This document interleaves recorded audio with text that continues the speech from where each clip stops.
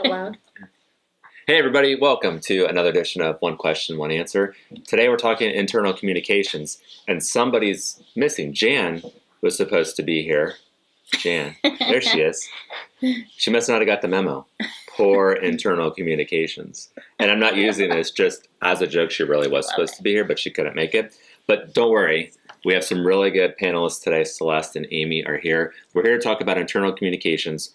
So many stats out there as to why this is such a critical factor when it comes to business goals and business objectives today. But a huge number that jumps out, should jump out to anybody, should really scare anybody, is $11 billion lost annually in employee turnover. The largest reason why: poor internal communication, poor engagement with employees. So we've been doing a lot of work with internal communications.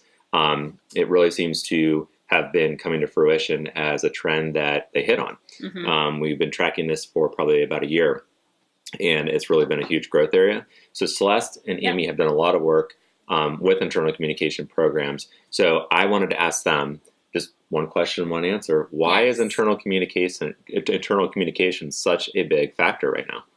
So, Ben, when you asked us to think about this, one word came to mind: retention. And I think that companies right now with the competitive job market are paying more and more attention to it because they want to keep their biggest assets within their four walls. And I think when you have a good internal communications program, your employees are more engaged, therefore more fruitful, and they're starting to realize less turnover.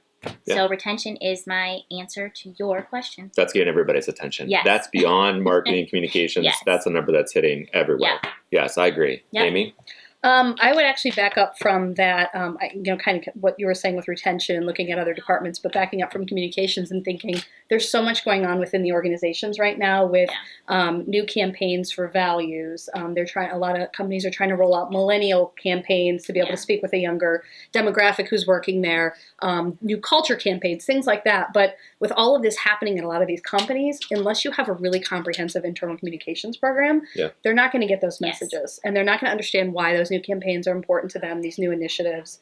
And so I think it's really backing it up and saying, okay, what's important to us and how do we have this rollout to be able to tell everybody about these new programs that we've got that are going to help with retention and things like that, down the line. So. Yeah, and you mentioned millennials. That would be a huge miss not to have a component of that dedicated to millennials, largest demographic in the workforce, and most productive when engaged employee demographic as well. So a lot there. Great answers. And internal communications will continue to track this. Who knows, it may pop up again here, and then we'll have a chance to get Jan's take on that as well. Jan, we missed you today. Yes. All right, we'll see you again, everybody. Thanks for watching. Thank you.